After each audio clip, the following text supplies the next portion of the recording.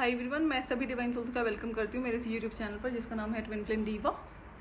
अगर आप एक रियल ट्विन फ्लेम हैं और नए हैं मेरे चैनल पर, सो लेवल 1 और लेवल 2 का कंप्लीट इनर वर्क मैं चैनल पर शेयर कर चुकी हूँ, जिसमें आपका बहुत सारा एनर्जी वर्क है और बहुत सारे कार्मिक लेसन्स भी मैं शेयर कर चुकी हूँ। सो मेक श्योर आप पुराने सारे वीडियोज़ को जरूर सुन लें।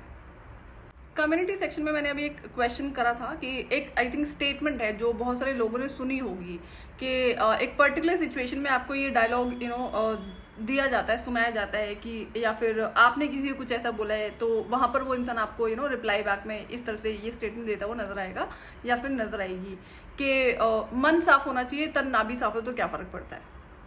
ये स्टेटमेंट थी किस बात के लिए? ये स्टेटमेंट पहली बात तो आपको समझना होगा कि स्पिरिचुअलिटी में एक्सेप्शंस होते हैं। एक्सेप्शंस का मतलब है कि आप कभी कभी उन चीज़ों को फॉलो कर सकते हैं और जो चीज़ अलाउड नहीं है आप एक्सेप्शन के तौर पे उसे ज़रूर कभी कभी फॉलो कर सकते हैं। उसके पीछे का रीज़न क्या है? जैसे आपको सुना होगा आपने और पता होगा कि बेड पर बैठकर आपको खाना नहीं खाना चाहिए। बेड पर बैठ के खाना क्यों नहीं खाना चाहिए? अगेन बात वो एनर्जी की ही हो जाती है। तो अब एक्सेप्शंस अलाउड क्यों होते हैं? कई बार किसी की तबीयत ठीक नहीं है, कई बार कोई प्रेग्नेंट लेडी है, कई बार पीरियड्स हैं, बहुत सारे इश्यूज हो सकते हैं ना। कोई इंसान है जो बहुत ज़्यादा बीमार है, जो नहीं चल फिर सकता है, उसको उठाकर बिठा के खाना खिलाया जा रहा है, या हो सकता है कोई अकेले रहता हो तो उसको कई बार ऐसी सिचुएशन में उसके लिए ये चीज़ करनी पड़ती हो उसे। तो जो चीज़ें एक्सेप्शंस के लिए थी उसे रेगुलर जिंदगी का पार्ट बना दिया गया।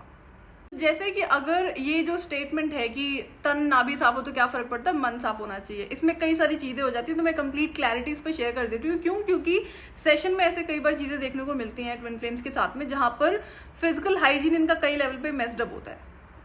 ये जो स्टेटमेंट है कि मन साफ होना चाहिए, तन ना भी साफ हो तो क्या होता है, ये कहीं पर भी एप्लीकेबल नहीं होती है। सिर्फ एक्सेप्शन जो मैंने आपको अभी शेयर करे, कोई प्रेग्नेंट लेडी है, कोई पीरियड्स में है, बहुत ज्यादा पेन है, या कोई और ज्यादा बीमार है जहां पर उसके लिए बिल्कुल भी पॉसिबल नहीं है, तो वो समझ में आता है। एक और हम एग्जाम्पल से समझते हैं। कई बार ऐसा होता है कि आप बैक टू बैक ट्रैवलिंग पर हो, और बैक टू बैक ट्रैवलिंग का मतलब होता है आप रुके नहीं हो, बिना रुके कहीं पर आप ट्रैवलिंग कर रहे हो, इन बिटवीन कोई टेम्पल पड़ गया रास्ते में तो आप विजिट नहीं करोगे क्या? अब जैसे अगर मेरे साथ ऐसा कभी हुआ होगा विच आई डोंट रिमेम्बर, तो कई बार ऐसा जरूर हुआ है कि हाँ मैं ट्रैवलिंग पर हूँ लेकिन पीरियड्स हैं, नहाए धोए हैं बट पीरियड्स हैं, तो पीरियड्स में मैं टेम्पल विजिट करना पसंद नहीं करती हूँ, आई अवॉइड इट। लेकिन अगर कभी करना पड़ जाए, जैसे कोई साथ में लोग हैं, तो फिर मैं मंदिर में जाऊंगी लेकिन मैं आइडल्स टच नहीं करूंगी। तो ऐसा कई बार जरूर हुआ है। बट यहाँ पे ठीक है नहाए हुए हैं, लेकिन अगर ऐसा किसी के साथ हो जाता है कि आप रास्ते में हो, ट्रैवल कर रहे हो सकता है आप रुके नहीं कहीं पर 2-3 दिन के लिए रास्ते में, तो बीच में अगर आपको मंदिर में दर्शन करने पड़े तो आप कर सकते हो। आप बस आइडल मत टच करो। नहाना जरूरी होता है बट अगेन डिपेंड्स, ये इंडिविजुअल लेवल पर ही चीजें मैटर करती हैं। लेकिन जो मेन स्टेटमेंट है कि मन साफ होना चाहिए तन का, तो क्या ही है। कई बार मेरे साथ ऐसा होता है कि मुझे घर से फोन आया कि हम ना टेम्पल का प्लान कर रहे हैं, तो चलेगी क्या? ओके। एंड मैं पूछती हूँ कब जा रहे हैं? अभी आ रहे हैं। तो ये क्या करते हैं, जो भी इनकी सिचुएशंस हुई हो कि अचानक से ही प्लान बना एंड ये रास्ते में फोन करेंगे मुझे, तो इनको ये होता है कि मैं मना कर दूंगी। क्यों? क्योंकि ऐसा कई बार होता है मुझे प्री प्लान चीजें चाहिए होती है, मैं अचानक से नहीं जा सकती बिकॉज घर देखना होता है। तो अगर मेरा मन है जाने का तो ये इसी वजह से क्या करते हैं, रास्ते में फोन करते हैं। जाएगी तो ठीक है, नहीं तो कोई बात नहीं, फिर हमें जाना पड़ेगा। तो आई टेल देम कि हाँ आई नीड 5-10 मिनट्स ना, हम रात के 12 बजे आप मुझे कॉल कर रहे हो तो मैं नहाऊंगी पहले, नेक्स्ट डे शुरू हो जाता है तो नहा कर and then I am going to temple. तो एक सिचुएशन होती है कि आपके पास बिल्कुल भी टाइम नहीं है, आपको मौका ही नहीं मिला, जो ऐसी सिचुएशन जरूर हुई है, तो वो एक एक्सेप्शन होता है। अब एक दूसरी कैटेगरी एग्जिस्ट करती है, सबको पता होगी, कि जिनकी नीयत और कर्म दोनों ही बहुत गंदे हैं, लेकिन हाँ वो फिजिकल हाइजीन बहुत मेंटेन करते हैं। फिजिकल हाइजीन में भी क्या, नहाना धोना बहुत उनका होता है, और मैं भी घर में साफ सफाई। तो ऐसे कई सारे लोग आपको देखने को मिलेंगे। तो ये इनके लिए भी थी स्टेटमेंट कि मन साफ होना चाहिए तन ना भी साफ होता। तो ये एक्चुअली में क्या होता है, मैनिपुलेशन ही करा गया है। बात रही इंसानों की, तो आपके लिए अगर स्पिरिचुअल हाइजीन आपको मेंटेन करना है तो फिजिकल हाइजीन सबसे नंबर 1 पर होता है आपका। तो जब तक आप फिजिकल हाइजीन नहीं मेंटेन करते हो हर लेवल पर, चाहे वो आपकी फिजिकल बॉडी है या फिर आपका घर है, इंक्लूडिंग आपका ऑफिस जहां पर आप खुद से, चाहे आपका अपना ऑफिस है या फिर कोई और आप काम कर रहे हैं, हर जगह पर आपका फिजिकल हाइजीन मेंटेन होना जरूरी होता है। तब सेकेंडरी होता है आपका स्पिरिचुअल हाइजीन। अगर आप फिजिकल हाइजीन मेंटेन नहीं कर रहे हैं और तब आप ये सोचो कि आप स्पिरिचुअल हाइजीन मेंटेन कर लोगे, तो उसे सिर्फ भ्रम में जीना कहते हैं। आप स्पिरिचुअल हाइजीन मेंटेन ही नहीं कर सकते जब तक फिजिकल हाइजीन ना हो।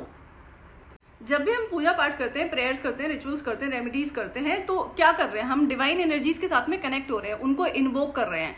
अब अगर घर में गंदगी होगी, आपका शरीर गंदा होगा, तो वो ऑटोमेटिकली नेचुरली नेगेटिव एनर्जीज को इन्वोक करेगा। तो डेली नहाना, और आपके जो कपड़े हैं जब आपने एक बार पहने हैं तो आप दोबारा उसे धोकर ही पहनेंगे। आप उसे रिपीट नहीं कर सकते कि आपने बिना धुले कपड़े दोबारा से पहन लिए हैं।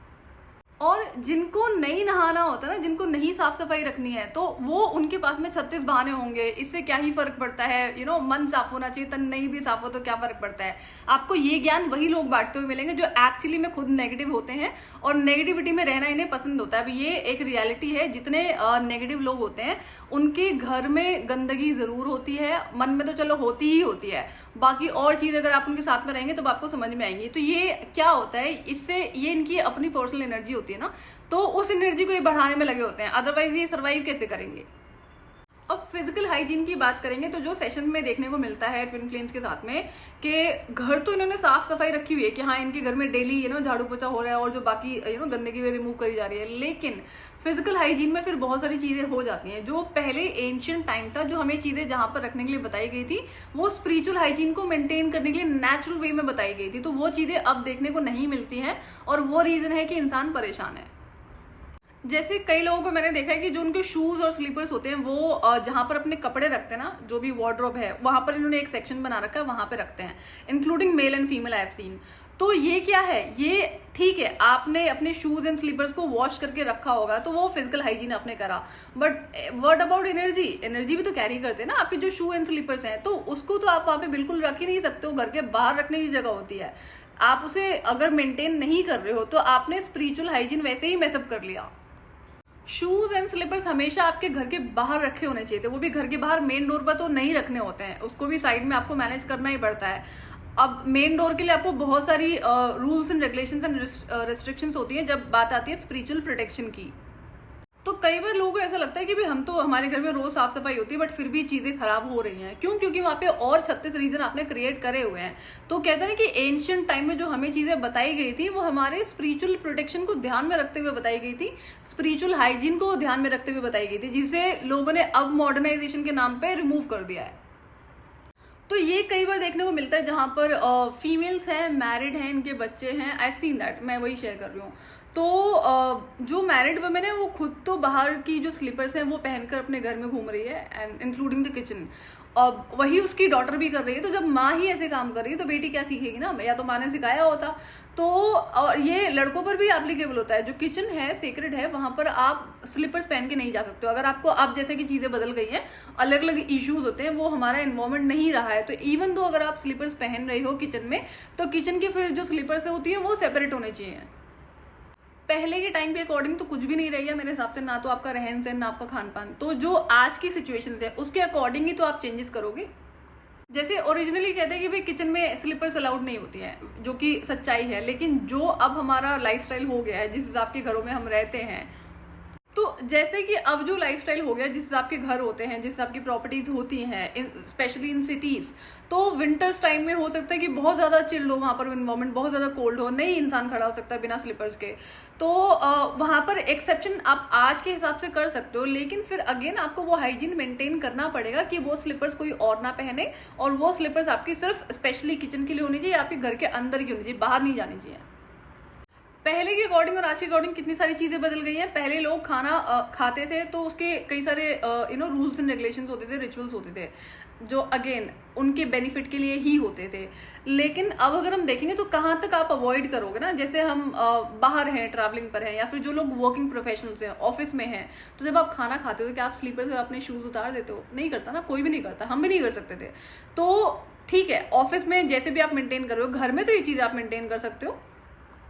लोग पार्टीज में जाते हैं या फिर और कोई ओकेजन है, सेलिब्रेशन है, जहां पर आप बाहर गए हो, वहां पर जनरली आपको कोई नहीं दिखेगा कि कोई शू और स्लीपर को उतार कर खाना खा रहा हो। क्यों? क्योंकि अब वो आपका जो खाना खाने का स्टाइल है वो बदल दिया गया है। पहले लोग नीचे बैठकर खाना खाते थे तो उनको पता था कि चप्पल पहन के नहीं बैठना है, they had this rules and regulation. अब क्या होता है, इसी को चीज को रिमूव करने के लिए क्या करा गया कि भाई चेयर एंड टेबल बना दिए गए कि आप चप्पलें और जूते पहनकर खाना खाएंगे। इससे क्या होता है, आपकी जो स्पिरिचुअल हाइजीन है वो मैसअप होती है, बट आपको पता है कि आज का जो लाइफस्टाइल है उसे हम किस हद तक अवॉइड करेंगे ना, जिस हिसाब से चीजें क्रिएट कर दी गई हैं।